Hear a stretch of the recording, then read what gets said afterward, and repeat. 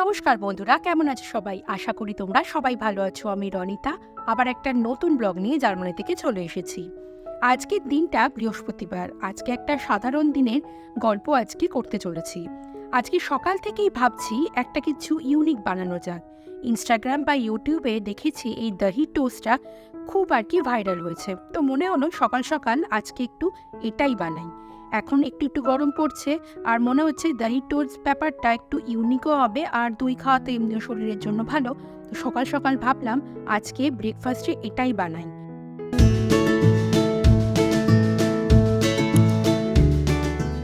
সুপারমার্কেটে এখানে যে ইয়োগার্ট পাওয়া যায় সেটাই আজকে নিয়েছি। একটু জলটাকে ছড়িয়ে নিয়েছি, তবে এর মধ্যে জল থাকলেও খুব একটা অসুবিধা নেই, কারণ আমি একটু পরে জল দিয়েছি, কারণ প্রচণ্ড ঠিক হয়ে গিয়েছিল। এর মধ্যে হলুদ আর লঙ্কা গুঁড়ো দিয়ে ভালো করে ফিটিয়ে নিতে হবে।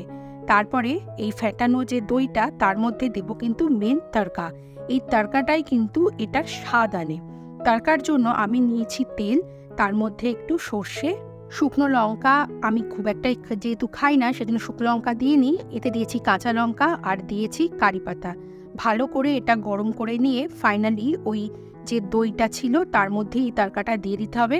তারপরে ভালো করে ফিটিয়ে ওই মিক্সচারের মধ্যে পাউরুটিগুলো ডুবিয়ে, খুব একটা বেশিক্ষণ ডোবানো যাবে না কারণ প্রচণ্ড পাউরুটিগুলো নরম হয়ে যায়। তারপরে ডিরেক্ট আমরা যেমন ডিম পাউরুটি খাই সেরমভাবেই হালকা তেল দিয়ে ভাজতে হবে।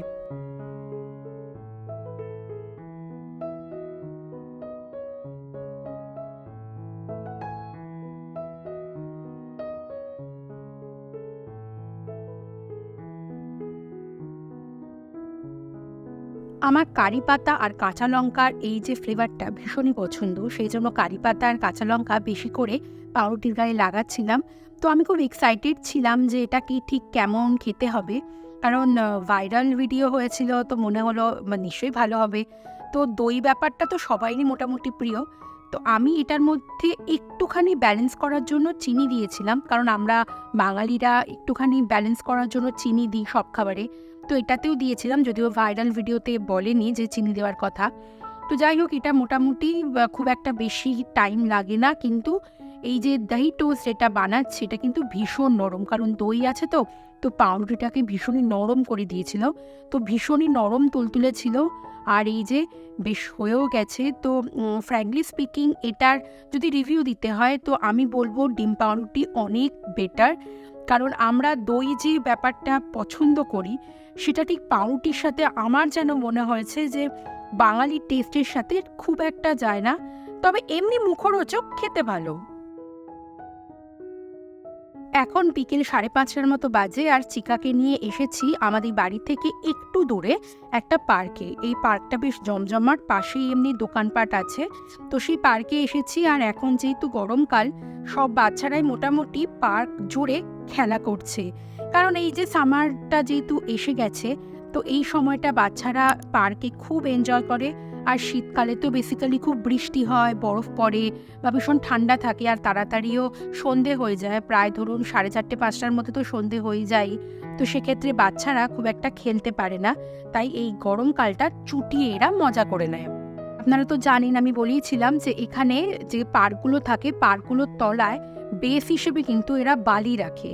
তো এই সামারের সময় সমস্ত দোকানে এইরকম বালি তোলার অনেক রকম প্লাস্টিকের জিনিসপত্র পাওয়া যায়। তো সেটা নিয়েই চিকা খেলাধুলা করছে। আর পার্কে এলে দেখি কারুর না কারুর কাছে এইরকম বালি তোলার জিনিসপত্র পাওয়া যায়। আজকে চিকা এনেছে, তো চিকারটা নিয়ে মোটমাট সবাই আশেপাশের একসাথে খেলাধুলা করছে।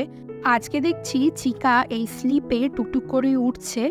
আগে খুব একটা এই সিঁড়ি দিয়ে উঠতে পারতো না, তবে আজকে দেখছি একবার দুবার যাওয়ার পর বেশ ওর মধ্যে সাহস বেড়ে গেছে।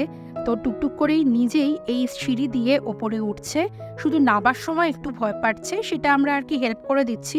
আশা করি আস্তে আস্তে ভয়টা ওর কেটেই যাবে।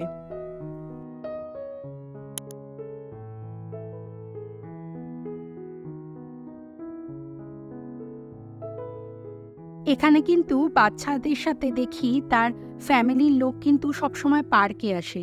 সে মা হোক, বাবা হোক, বা আদার যদি কোনো আন্টি থাকে, বা বাড়ির যদি ঠাম্মি থাকে, নানি থাকে, যাই হোক যারা থাকে তাদের সাথে বেশ দেখি গোটা ফ্যামিলি মিলে পার্কে আসতে খুব ভালোবাসে।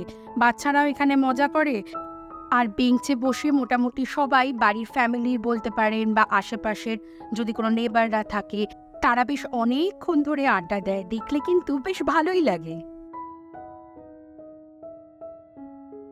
আর এখানে প্রচুর পার্ক, বিশ্বাস করুন পাড়ার অলিতে গলিতে একটা দুটো করে পার্ক তো থাকে।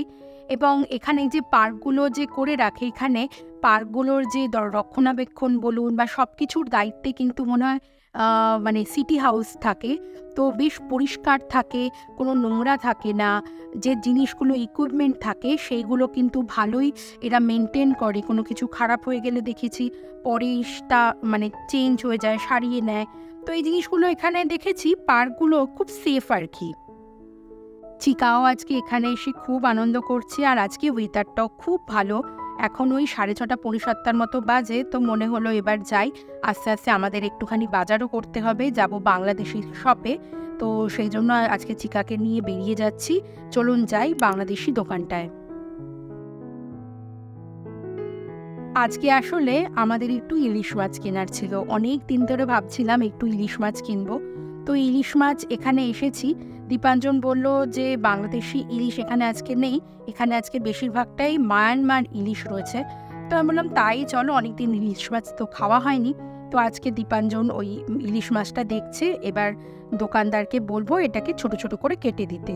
আর এদিকে বাড়িতে একটু ডালও শেষ হয়ে গেছে, তাই একটু মুগ ডাল, মুসুর ডাল, টুকটাক যা বাজার হাট করার আছে বাংলাদেশি দোকান থেকে সেগুলোই করে নিচ্ছি।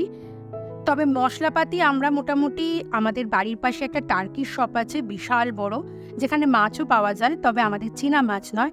সেখান থেকেই এখন বেশিরভাগ মশলাপাতি কিনে নিই, কারণ ওখানে বেশ কাঁচের জারে দেয়। আর আমার মনে হয় টেস্ট ওয়াইজ মশলাগুলো বেশ বেশ একটা গন্ধ আছে।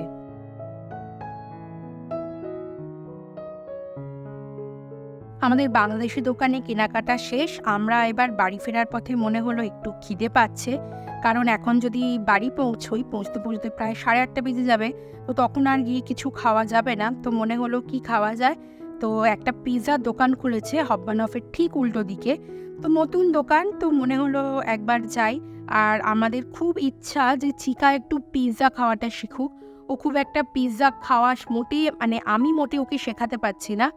আমরা যদিও পিৎজা কম খাই, মানে ও একটু আলু ভাজা, কেক এই টাইপের জিনিস বেশি খায় বা খাওয়া শিখেছে, কিন্তু পিৎজাটা কখনোই আর কি খেতে চায় না।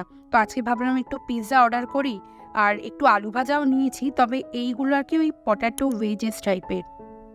পিৎজাটা এসে গেছে। আমরা চিকার জন্য মার্গারিটা পিৎজা নিয়েছি, মানে সিম্পল ভেজ পিৎজা নিয়েছি। তবে পিৎজাটা একটু মোটা, খেতে নো ডাউট ভীষণ ভালো।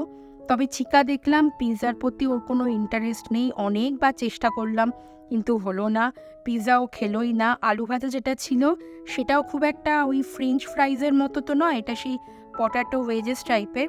তো দেখলাম এটাও খুব একটা মন দিয়ে খেলো না, অগত্যা আমাদেরই সবটা শেষ করতে হলো।